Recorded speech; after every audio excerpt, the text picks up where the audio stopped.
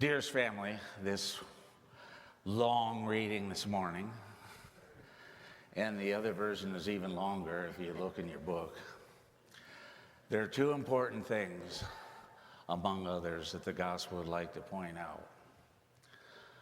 First of all, that believing in God does not consist of a lot of formalities and rules and so forth. The purpose of any of the rules is to lead us to an orderly way to worship our God. That's what we're after. Does that make sense to you? So it's orderly. Like in this church, you can see that we have pews, the way they're set up. It gives us a certain order. And I can tell you it'd be a lot harder if there were no chairs in here like you see in Europe, and you're kind of standing around. That would be very difficult because you're not sure whether anybody's paying attention, and you can rest assured that a lot of them are not. So that's the purpose of the order. Now, there are some other things that also occur in our lives, and it's this, that there are certain cultural things that happen which cause us to behave in one way or another. Just think back. Well, we're already in the basketball season, but it seems more fierce during football season. The difference between Michigan State and Michigan. You know that, what I'm talking about there? However, the animosity talked about in this reading is a lot deeper and a lot more serious than that. Although I don't know about some people, Michigan State. I remember I made a mistake on that when I first got to Michigan. I was banished for a week. But these cultural things slip in. And you see as Jesus begins to talk to this woman, a Samaritan, she points out right away, you're a Jew. You shouldn't even be talking to me. But he broke through. And he touches this woman as well as a number of others in the area because of his personal contact. He was aware of what was going on, and he knew that his disciples would have to deal with things like this. But he does it by speaking the truth and treating her in a way that is respectable. And notice that in this gospel here, these Samaritans are proclaiming him as Messiah. There's no way this could have happened if Jesus was not willing to cross lines and in a generous manner reach out to this woman. The other thing that it points out, and I've shared this with you a number of times over the years, most of our life as we live it is rather ordinary. It has some extraordinary parts to it, but they're a very ordinary way of life. So we have here this woman coming to get water, a daily thing. And in doing so, she encounters Jesus.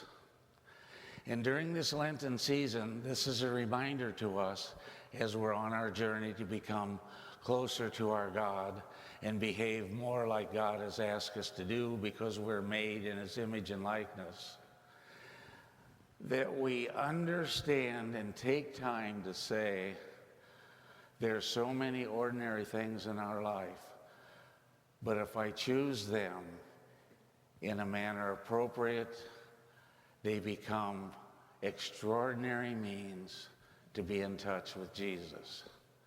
And we see that in this particular reading. There couldn't be anything more ordinary than people going to get water. And Jesus uses this time to meet this woman in a meeting that she would never forget. Now, for yourselves, especially those of you who are still working, and that you have children in school, there's a certain amount of activity in your home that drives that life in that home. So I can see early in the morning where mothers and or fathers are making lunches for the kids, and the father thinking, maybe it's better if I have one less kid than I have one less lunch. Does this kid really eat this stuff? So, very, very ordinary things like that.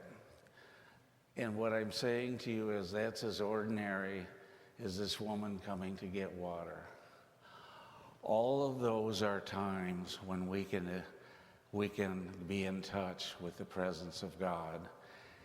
And then our likeness that we're made, each in the image of likeness of God, can grow stronger and stronger. Because I'm telling you that large, significant events, there will be only a few of those in our whole life, but the rest of our life. And the saints and those who came before us, who are spiritual people, who live this life, who are our examples, always talk to us about the ordinary part of our lives. And this is the old definition of a saint.